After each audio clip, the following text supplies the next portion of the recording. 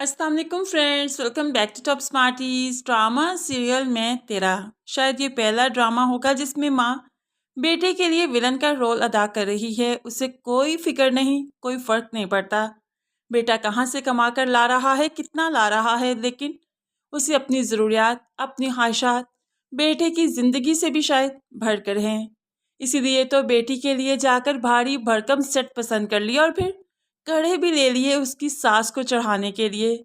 अब यहाँ पर बेटा कुछ अफोर्ड कर रहा है या नहीं, माँ की बला से। लेकिन जब घर आई, मेहरू ने ये सेट देखा तो उसके तो रोंगटे खड़े हो गए। अम्मी, आप भाई पर इतना बोझ क्यों डालना चाहती हैं जितना वो बर्दाश्त ना कर सके? मुझे ये सब कुछ नहीं चाहिए। तो माँ एकदम से शटअप कॉल देती है। खबरदार तुम कुछ बोली।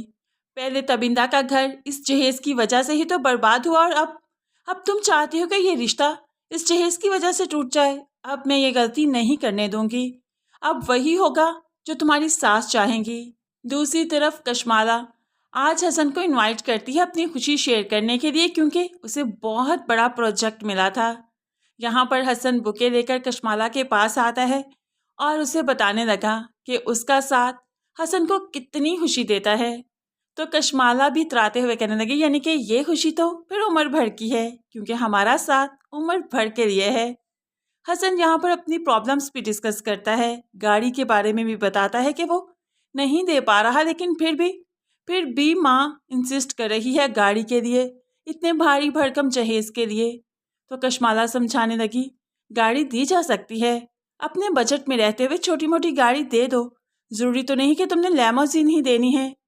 अब यहाँ पर हसन की समझ में बात आ गई कि वाकई छोटी सी गाड़ी भी तो दी जा सकती है। लेकिन इसी वक्त इसी रेस्टोरेंट में साथ वाली टेबल पर जो फराज बैठा था, इनकी बातें सुनकर वो काफ़ी गुस्से में आ गया। फिलहाल तो उसने कुछ नहीं कहा इन लोगों से, सिर्फ हसन से सलाम दुआ की और यहाँ से चलता बना। लेकिन असल तमाशा तो उसने घर जाकर लगाया। कशमाला की बातें बताई कि किस तरह से वो हसन को भड़का रही थी, छोटी मोटी गाड़ी का कह रही थी। माँ सुन लो, छोटी मोटी गाड़ी तो मैं नहीं लूँगा, मुझे बड़ी गाड़ी चाहिए, जाकर बता दो उन्हें। तो यहाँ पर माँ पहुँच जाती है नफीसा बेगम के पास उसकी बहू के बारे में बताने के लिए, जिस पर नफीसा बेगम को काफ़ी गुस्सा आया कि मेरे बेटे को आज ही हमारे खिलाफ कर रही है, हमारे खर्चे पूरे करने से रोक रही है। खैर यहाँ पर नफीसा बेगम बात को संभालने की कोशिश करती है। तभी तो मेहरू की सास को वो जेवरात दिखाती है जो उसने मेहरू के लिए बनवाए, और फिर वो कड़े भी जो वो अपनी बहन को शादी पर चढ़ाएगी।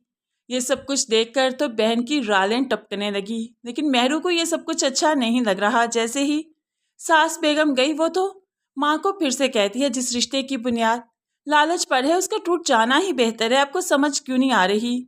लेकिन माँ फिर से शटअप कॉल देती है कि पहले भी बहन की शादी जहेज की वजह से टूट गई और मैं अब ये हमाकत नहीं करूँगी।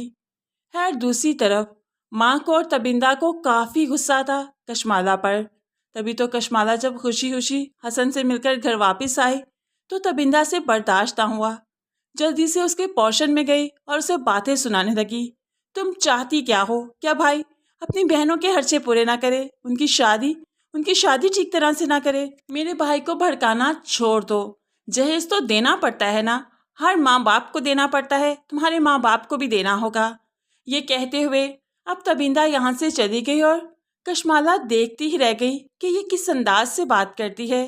जो नंदे आज इस तरह से बात करती हैं, कल को वो क्या तूफान बर्पा करेंगी।